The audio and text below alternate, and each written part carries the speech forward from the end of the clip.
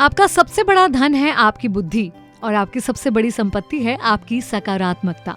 मैं हूँ विनी आपके साथ और चलो आज कुछ अच्छा सुनते हैं।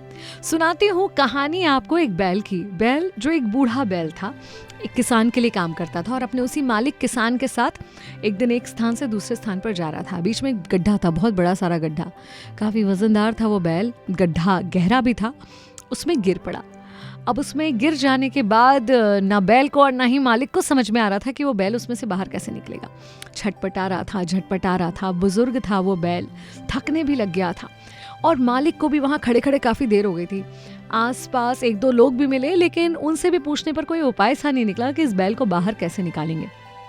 फिर बहुत सोचने के बाद मालिक को लगा कि ये बैल वैसे भी बूढ़ा हो गया है, इसकी उम्र बहुत ज़्यादा बची नहीं होगी और अभी बहुत ज़्यादा मेरे काम भी नहीं आता, तो क्यों ना मैं इसको इसी गड्ढे में दफना दूँ।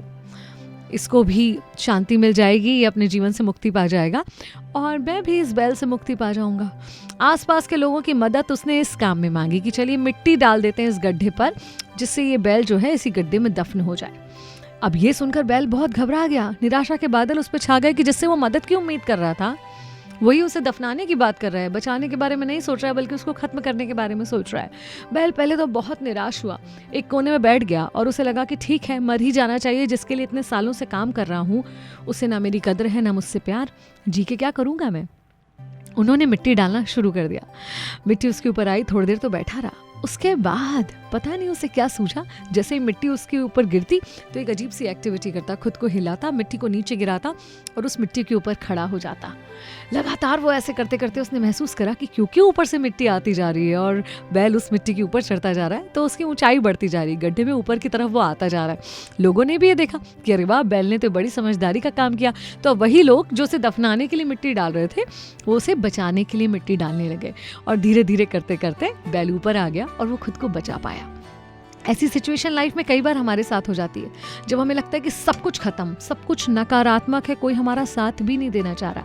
ऐसे में निराशा आना बिल्कुल स्वाभाविक है, लेकिन उस निराशा को आशा में बदलिए। फिर देखिए आसपास का माहौल भी बदल जाएगा और वही परिस्थितियां जो अभी तक आपके लिए विपरीत थी वो आपके लिए अनुकूल बन सकती हैं।